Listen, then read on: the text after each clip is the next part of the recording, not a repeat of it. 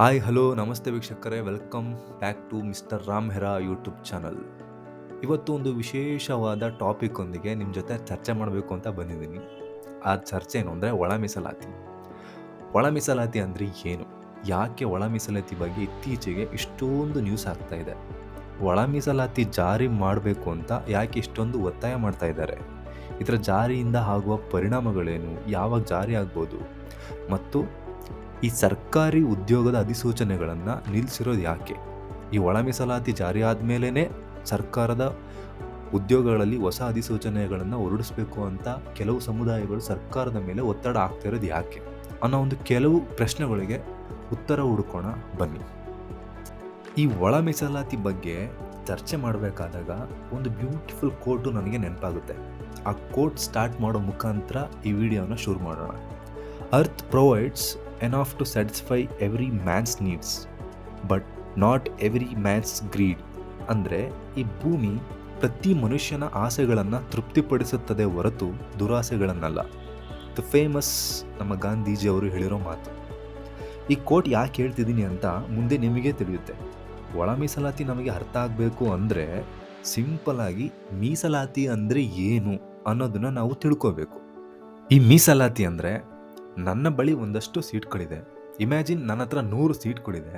ಆ ಇದರಲ್ಲಿ 80 ಸೀಟ್ನ ನಾನು ಯಾರು ಮೆರಿಟ್ ಬಂದಿದ್ದಾರೋ ಅವರಿಗೆ ಕೊಡ್ತೀನಿ. ಆದರೆ 20 ಸೀಟ್ಗಳನ್ನು ಯಾರು ಶೋಷಿತ ವರ್ಗದವರಿದ್ದಾರೋ ಅಥವಾ ಯಾರು ದುರ್ಬಲರಿದ್ದಾರೋ ನಾನು ಅವರಿಗೆ ಮೀಸಲಿಟ್ಟು ಕೊಡ್ತೀನಿ. ಅವರು ಕೂಡ ಸಮಾಜದ ಮುಖ್ಯವಾಹಿನಿಗೆ ಸೇರಬೇಕು ಅನ್ನೋದೇ ಸರ್ಕಾರದ ಮೂಲ ಉದ್ದೇಶ. ಆದ್ದರಿಂದಲೇ ಈ ಮೀಸಲಾತಿಯನ್ನು ನಾವು ಅಳವಡಿಸ್ಕೊಂಡಿರೋದು ಸಂವಿಧಾನದಲ್ಲಿ. ಈ ಶಿಕ್ಷಣ ಮತ್ತು ಉದ್ಯೋಗದಲ್ಲಿ ಮೀಸಲಾತಿಯನ್ನು ನಾವು ನೋಡ್ಬೋದು. ಶಿಕ್ಷಣ ಅಂತ ಬಂದಾಗ ವೃತ್ತಿಪರ ಕೋರ್ಸ್ಗಳಾದ ಇಂಜಿನಿಯರಿಂಗ್, ವೈದ್ಯಕೀಯ ಮತ್ತು ಉದ್ಯೋಗದಲ್ಲಿ ಅಂತ ಬಂದಾಗ ಸರ್ಕಾರಿ ಉದ್ಯೋಗಗಳಲ್ಲಿ ಒಂದಿಷ್ಟು ಪರ್ಸೆಂಟೇಜ್ ಆಫ್ ಸೀಟ್ಗಳನ್ನು ಶೋಷಿತ ವರ್ಗದವರಿಗೆ ಅಥವಾ ದುರ್ಬಲರಿಗೆ ಅಂತಲೇ ಎತ್ತಿಕ್ಕಿರ್ತಾರೆ. ಸೊ ಇದು ಸಿಂಪಲ್ ಆಗಿ ಮೀಸಲಾತಿ ಅಂದರೆ. ಈ ಮೀಸಲಾತಿ ಒಳಗಡೆ ಒಳ ಮೀಸಲಾತಿ ಅನ್ನೋದ್ರ ಬಗ್ಗೆ ನಾವು ಫೋಕಸ್ ಮಾಡಬೇಕು. ಈ ಪರಿಶಿಷ್ಟ ಜಾತಿ, ಪರಿಶಿಷ್ಟ ಪಂಗಡ ಮತ್ತು OBC ಒಳಗಡೆ ಹಲವಾರು ಉಪಜಾತಿಗಳು ಅಥವಾ ಸಬ್ ಕ್ಯಾಸ್ಟ್ಗಳನ್ನ ನಾವು ನೋಡ್ಬೋದು. ಅಂದರೆ ಈ SC ಒಳಗಡೆ ಆದಿ ಕರ್ನಾಟಕ, ಆದಿ ದ್ರಾವಿಡ, ಬಂಜಾರ, ಬೋವಿ, ಮಾದಿಗ ಮತ್ತು ಇತರೆ ಜಾತಿಗಳೆಲ್ಲ ಸೇರಿ ಒಟ್ಟು 101 ಜಾತಿಗಳನ್ನು ಅಥವಾ ಸಬ್ ಕ್ಯಾಸ್ಟ್ಗಳನ್ನು SC ಒಳಗಡೆ ಒಂದರಲ್ಲೇ ನೋಡಬಹುದು. ಪರಿಶಿಷ್ಟ ಪಂಗಡದಲ್ಲೂ ಕೂಡ 50ಕ್ಕೂ ಹೆಚ್ಚು ಸಬ್ ಕ್ಯಾಸ್ಟ್ಗಳನ್ನ ನಾವು ನೋಡ್ಬೋದು. ಆದರೆ OBCಯಲ್ಲಿ ಈ ಮೀಸಲಾತಿ ಬೇರೆ ಥರನೇ ಇದೆ. OBCಯಲ್ಲಿ ಕೆಲವು ಸಬ್ ಡಿವಿಷನ್ಸ್ ಥರ ಬರುತ್ತೆ. ಅಂದರೆ category 1, category 2A, category 2B, category 3A, category 3B ಅಂತ ವರ್ಗೀಕರಣ ಮಾಡಿದ್ದಾರೆ. ಈ ಸರ್ಕಾರಗಳು ಮೀಸಲಾತಿ ನೀಡುವ ಮುಖ್ಯ ಉದ್ದೇಶ ಸಮಾಜದ ಶೋಷಿತ ವರ್ಗ, ದುರ್ಬಲ ವರ್ಗದ ಜನರು ಮುಖ್ಯವಾಹಿನಿಗೆ ಬರಬೇಕು ಅಂತ. ಆದರೆ ಈ ಉದ್ದೇಶ ನಿಜವಾಗಿಯೂ 100%ರಷ್ಟು ನೆರವೇರ್ತಾ ಇದೆಯಾ? ಆನ್ಸರ್ ಖಂಡಿತ ಇಲ್ಲ. ಈ ಉಪಜಾತಿಗಳಲ್ಲಿ ಕೆಲವು ಜಾತಿಗಳು 15% ಮೀಸಲಾತಿಯನ್ನು ತಾವೇ ಹಿಂದಿನಿಂದಲೂ ಕೂಡ ಅನುಭವಿಸ್ತಾನೇ ಬಂದಿದ್ದಾವೆ. ಆದರೆ ಕೆಲವು ಸಮುದಾಯಗಳಿಗೆ ಮಾತ್ರ ಈ ಮೀಸಲಿನಿಂದ ಅನ್ಯಾಯ ಆಗ್ತಾನೇ ಇದೆ. ಈ ಅನ್ಯಾಯವನ್ನು ಸರಿಪಡಿಸಬೇಕು ಅಂದರೆ ಒಂದೇ ಒಂದು ದಾರಿ ಉಳಿದಿದೆ, ಅದು ಒಳ ಮೀಸಲಾತಿ. ಎಲ್ಲ ಜಾತಿಗಳಿಗೂ ಕೂಡ ಇಂತಿಷ್ಟು ಪರ್ಸೆಂಟೇಜ್ ಅನ್ನೋ ಮೀಸಲಾತಿ ಹೋದರೆ ಅವರು ಸಮಾಜದ ಮುಖ್ಯವಾಹಿನಿಗೆ ಬರೋದಕ್ಕೆ ತುಂಬ ಸಹಾಯಕ ಆಗುತ್ತೆ. ಈ ಉದ್ದೇಶಗಳನ್ನು ನಾವು ಪೂರೈಸಬೇಕು ಅಂದರೆ ಒಳ ಮೀಸಲಾತಿ ಜಾರಿ ಮಾಡುವುದು ತುಂಬ ಅವಶ್ಯಕ. ಮೀಸಲಾತಿಯಲ್ಲಿ 15% ಇದ್ದರೂ ಕೂಡ ಕೆಲವು ಜಾತಿಗಳು 15% ಕೂಡ ತಮಗೋಸ್ಕರನೇ ಕ್ಲೈಮ್ ಮಾಡ್ತಾ ಇದ್ದಾವೆ.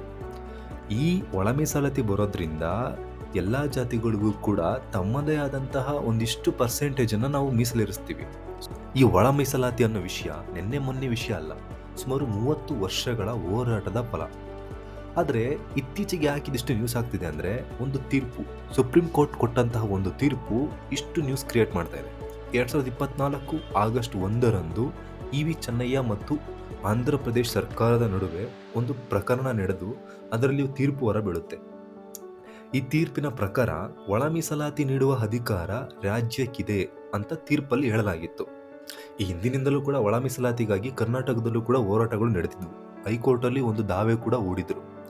ಆದರೆ ಸುಪ್ರೀಂ ಕೋರ್ಟ್ ತೀರ್ಪು ಬಂದ ಮೇಲೆ ಸರ್ಕಾರದ ಮೇಲೆ ಒತ್ತಡ ಜಾಸ್ತಿ ಆಯಿತು. ಹಲವು ಸಮುದಾಯಗಳು ಹೋರಾಟ ಕೂಡ ಮಾಡಿದ್ವು.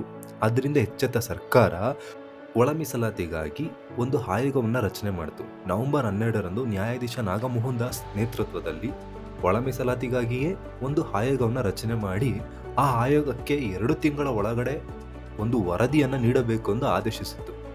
ಈ ಆಯೋಗದ 3 ಶಿಫಾರಸುಗಳನ್ನು ನಾವು ಗಮನಿಸಲೇಬೇಕು. ಒಂದು, SC ಒಳಗಡೆ ಇರುವಂತಹ ಉಪಜಾತಿಗಳನ್ನು ನಾವು ಸಮೀಕ್ಷೆ ಮಾಡಬೇಕು. 2, ಇನ್ನು ಸಮೀಕ್ಷೆಗೆ ಅಗತ್ಯ ಪ್ರಶ್ನಾವಳಿ ಸಿದ್ಧಪಡಿಸಬೇಕು. ತರಬೇತಿ ಸಂಪನ್ಮೂಲ ಕ್ರೋಢೀಕರಣಕ್ಕೆ ಉನ್ನತ ಸಮಿತಿ ರಚಿಸಬೇಕು. ಮತ್ತು 3ನೇದು, ಹೊಸ ಸಮೀಕ್ಷೆಯಿಂದ ಸಂಗ್ರಹಿಸುವ ದತ್ತಾಂಶದ ಆಧಾರದಲ್ಲಿ ನಿಗದಿಗೊಳಿಸುವ ಮಾನದಂಡಗಳಂತೆ ಉಪಜಾತಿಯನ್ನು ವರ್ಗೀಕರಿಸಬೇಕು. ಸರ್ಕಾರವು ಕೂಡ ಮಧ್ಯಂತರ ವರದಿಯನ್ನು ಸ್ವೀಕರಿಸಿ ಉಪಜಾತಿಗಳ ವರ್ಗೀಕರಣಕ್ಕೆ ಸಮೀಕ್ಷೆ ನಡೆಸಲು ಅದೇ ನ್ಯಾಯಾಧೀಶ ನಾಗಮೋಹನ್ ದಾಸ್ರವರ ನೇತೃತ್ವದಲ್ಲೇ ಒಂದು ಆಯೋಗವನ್ನು ನೇಮಕ ಮಾಡಿದೆ. ಈ ಸಮೀಕ್ಷೆ ನಡೆದ ನಂತರ ಈ ಉಪಜಾತಿಗಳನ್ನು ವರ್ಗೀಕರಣ ಮಾಡ್ತಾರೆ.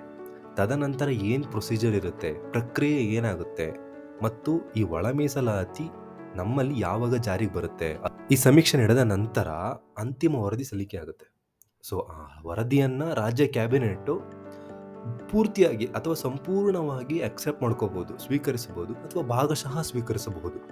ನಂತರ ಆ ವರದಿಯನ್ನು ಡ್ರಾಫ್ಟ್ ಬಿಲ್ ಅಥವಾ ಗೌರ್ಮೆಂಟ್ ಆರ್ಡರ್ನಾಗಿ ಪರಿವರ್ತನೆ ಮಾಡ್ತಾರೆ ಅಥವಾ ತಯಾರಿ ಮಾಡಿ ಪರಿಚಯ ಮಾಡ್ತಾರೆ. ಎಲ್ಲಿ? ವಿಧಾನಸಭೆ ಮತ್ತು ವಿಧಾನ ಪರಿಷತ್ತಲ್ಲಿ. ಈ ಬಿಲ್ ಅಥವಾ ಮಸೂದೆ ಮಂಡನೆ ಆಗುತ್ತೆ. ಅಲ್ಲಿ ಚರ್ಚೆಗಳಾಗ್ತವೆ, ವಾದ ಪ್ರತಿವಾದಗಳಾಗ್ತವೆ. ನಂತರ ಎಲ್ಲರೂ ಒಪ್ಪಿಗೆ ಕೊಟ್ಟ ನಂತರ ಅದು ರಾಜ್ಯಪಾಲರ ಅಂಕಿತಕ್ಕೆ ಕಳಿಸ್ತಾರೆ. ರಾಜ್ಯಪಾಲರ ಅಂಕಿತ ಕಳಿಸಿ ಅವರ ಅಂಕಿತ ಹಾಕಿದ ಮೇಲೆ ಅದು ನಮ್ಮಲ್ಲಿ ಕಾಯ್ದೆಯಾಗಿ ರೂಪುಗೊಳ್ಳುತ್ತೆ. ಅಥವಾ ಇದು ಸಾಂವಿಧಾನಿಕ ತಿದ್ದುಪಡಿ ಆಗಿರುವುದರಿಂದ ಪರಿಶಿಷ್ಟ ಜಾತಿ 341ರಲ್ಲಿ ಬರುವುದರಿಂದ ಸಂವಿಧಾನದ ತಿದ್ದುಪಡಿ ಕೂಡ ಆಗಬಹುದು. ಕೇಂದ್ರ ಸರ್ಕಾರಕ್ಕೆ ಈ ಮಸೂದೆಯನ್ನು ರಾಜ್ಯ ಕಳಿಸಲ್ಪಡುತ್ತದೆ. ನಂತರ ಕೇಂದ್ರ ಸರ್ಕಾರ ಲೋಕಸಭೆ ಮತ್ತು ರಾಜ್ಯಸಭೆಯಲ್ಲಿ ಮಂಡನೆ ಮಾಡ್ತಾರೆ. ಅಲ್ಲಿ ಒಪ್ಪಿಗೆ ಕೊಟ್ಟು ವಾದ ಪ್ರತಿವಾದಗಳು ನಡೆದು ಒಪ್ಪಿಗೆ ಕೊಟ್ಟ ನಂತರ ಅದು ರಾಷ್ಟ್ರಪತಿಗಳ ಅಂಕಿತಕ್ಕೆ ಕಳಿಸುತ್ತದೆ. ರಾಷ್ಟ್ರಪತಿಗಳು ಅಲ್ಲಿ ಅಂಕಿತ ಕೊಟ್ಟ ಮೇಲೆ ಅದು ಕಾಯ್ದೆಯಾಗಿ ರೂಪುಗೊಳ್ಳುತ್ತದೆ.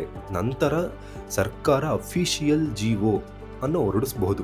ಹೊಸದಾಗಿ ಬಂದ ಮೀಸಲಾತಿಯ ಅನುಸಾರ ಎಲ್ಲ ಉದ್ಯೋಗ, ಶಿಕ್ಷಣ ಮತ್ತು ಪ್ರಮೋಷನ್ಸ್ಗಳಲ್ಲಿ ರೋಸ್ಟರ್ ಬಿಂದು ಬದಲಾವಣೆಯಾಗುತ್ತದೆ. ರಾಜ್ಯ ಸರ್ಕಾರ ರಾಜ್ಯದ ನೇಮಕಾತಿ ಪ್ರಾಧಿಕಾರಗಳಿಗೆ ಹೊಸದಾಗಿ ರೋಸ್ಟರ್ ಬಿಂದುವನ್ನು ಅಳವಡಿಸಿಕೊಳ್ಳುವಂತೆ ಆದೇಶ ನೀಡಬಹುದು. ಈ ಒಳ ಮೀಸಲಾತಿ ಜಾರಿಯಾದ ನಂತರ ಅದನ್ನು ವಿಶ್ಲೇಷಣೆ ಮಾಡಬೇಕು ಅಂತ ಒಂದು ಸಮಿತಿಯನ್ನು ಕೂಡ ಸರ್ಕಾರ ರಚನೆ ಮಾಡಬೇಕು. ಯಾಕಂದರೆ ಈ ಒಳ ಮೀಸಲಾತಿ ಜಾರಿ ಆದಮೇಲೆ ಅದರಿಂದ ಆಗುವಂತಹ ಸಾಧಕ ಬಾಧಕಗಳು ಇದ್ದೇ ಇರುತ್ತೆ. ಸೊ ಅವನ್ನ ವಿಶ್ಲೇಷಣೆ ಮಾಡಬೇಕು ಅಂತ ಈ ಸಮಿತಿಯನ್ನು ರಚನೆ ಮಾಡ್ತಾರೆ.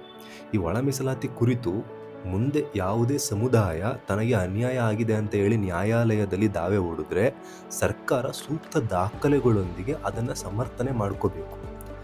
ಇಷ್ಟೆಲ್ಲ ಕ್ರಮಗಳು ಕೈಗೊಂಡ ನಂತರ ಸರ್ಕಾರದ ಉದ್ಯೋಗದ ಅಧಿಸೂಚನೆಗಳನ್ನು ಹೊರಡಿಸ್ಬೋದು. ಆದರೆ ನವೆಂಬರಲ್ಲಿ ನೇಮಕ ಮಾಡಿದಂತಹ ಆಯೋಗ ಸರ್ಕಾರ ಕೊಟ್ಟಿದ್ದು 2 ತಿಂಗಳ ಅವಧಿ. ಆದರೆ ಇವರು ಮಧ್ಯಂತರ ವರದಿ ಸಲ್ಲಿಕೆ ಮಾಡಿದ್ದು ಮಾರ್ಚ್ 27. ಎಷ್ಟು ಟೈಮ್ ಆಯಿತು ಅಂತ ನಿಮಗೆ ಗೊತ್ತು. ನಂತರ ಸಮೀಕ್ಷೆ ನಡೆಸಬೇಕು ಅಂತ ಹೇಳಿ ಒಳ ಮೀಸಲಾತಿಯಲ್ಲಿ ಉಪಜಾತಿಗಳ ಸಮೀಕ್ಷೆ ನಡೆಸಬೇಕು ಅಂತ ಶಿಫಾರಸು ಮಾಡಿದ್ದಾರೆ. ಆ ಶಿಫಾರಸು ಪ್ರಕಾರ 40 ದಿನಗಳ ಟೈಮನ್ನು ಸರ್ಕಾರ ಕೊಟ್ಟಿದೆ. ಅಷ್ಟರೊಳಗಡೆ ಆಗುತ್ತಾ ಗೊತ್ತಿಲ್ಲ. ಈ ಒಳ ಮೀಸಲಾತಿ ಬೇಗ ಜಾರಿಯಾಗಿ ಸರ್ಕಾರಿ ಉದ್ಯೋಗದ ಅಧಿಸೂಚನೆಗಳು ಕೂಡ ಅಷ್ಟೇ ಬೇಗ ಆಗಬೇಕು ಅನ್ನೋ ಬಯಸೋದ್ರಲ್ಲಿ ನಾನು ಕೂಡ ಒಬ್ಬ. ಆದರೆ ಇದನ್ನು ಜಾರಿ ಮಾಡುವವರು ಕೂಡ ಅದನ್ನು ಬಯಸ್ತಾ ಇದ್ದಾರಾ ಗೊತ್ತಿಲ್ಲ. ಸರ್ಕಾರ ಈ ಒಂದೇ ಒಂದು ಕಾರಣವನ್ನು ನೀಡಿ ಸರ್ಕಾರಿ ಉದ್ಯೋಗದ ಅಧಿಸೂಚನೆಗಳನ್ನು ತಡ ಮಾಡ್ತಾ ಇದೆಯಾ? ಅಕ್ಕಪಕ್ಕದ ರಾಜ್ಯಗಳಲ್ಲೂ ಕೂಡ ಈ ಒಳ ಮೀಸಲಾತಿಯ ಕಾವು ಜಾಸ್ತಿನೇ ಇದೆ.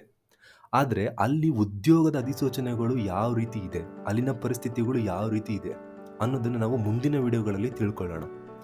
ಆದರೆ ಒಂದು ಹಂಬಲ್ ರಿಕ್ವೆಸ್ಟ್ ಏನು ಅಂದರೆ, ಸಾಧ್ಯವಾದಷ್ಟು ಬೇಗ ಒಳ ಮೀಸಲಾತಿ ಜಾರಿಯಾಗಿ ಅಧಿಸೂಚನೆ ಆದರೆ ಎಲ್ಲ ಸ್ಪರ್ಧಾಕಾಂಕ್ಷಿಗಳಿಗೆ ತುಂಬ ಸಹಾಯ ಆಗುತ್ತೆ. ಈ ಡಿಲೇ ಮಾಡೋದಕ್ಕೆ ಅಂತ ಒಂದು ಕಾರಣ ಇಟ್ಕೊಂಡು ನಾವು ಡಿಲೇ ಮಾಡ್ತಾನೇ ಹೋದರೆ ಸ್ಪರ್ಧಾಕಾಂಕ್ಷಿಗಳಲ್ಲಿ ಒಂದು ಮಾನಸಿಕ ಖಿನ್ನತೆ ಶುರುವಾಗುತ್ತೆ. ಇವತ್ತು ಧಾರವಾಡ ಆಗಿರ್ಬೋದು, ವಿಜಯಪುರ ಆಗಿರ್ಬೋದು, ಬೆಂಗಳೂರು ಆಗಿರ್ಬೋದು, ತುಮಕೂರು ಆಗಿರ್ಬೋದು, ಹಲವು ಜಿಲ್ಲೆಗಳಲ್ಲಿ ಎಷ್ಟೋ ಜನ ಮನೆ ಬಿಟ್ಟು ಬಂದು ಎಲ್ಲೋ ರೂಮ್ ಮಾಡಿಕೊಂಡು, ಎಲ್ಲೋ PGಲಿದ್ದು, ಎಲ್ಲೋ ಲೈಬ್ರರಿಲಿದ್ದು ಓದ್ತಾ ಇದ್ದಾರೆ. ಅವರ ಪರಿಸ್ಥಿತಿಗಳು ಏನು? ಈ ರೀತಿ ಹೇಳ್ತಾ ಈ ವಿಡಿಯೋನ ಮುಗಿಸ್ತಾ ಇದ್ದೀನಿ. ಮುಂದೆ ಇನ್ನೂ ಅತಿ ಹೆಚ್ಚಿನ ಇನ್ಫಾರ್ಮೇಷನ್ನೊಂದಿಗೆ ಬರ್ತೀನಿ. ಸಿಗೋಣ. ಬಾಯ್.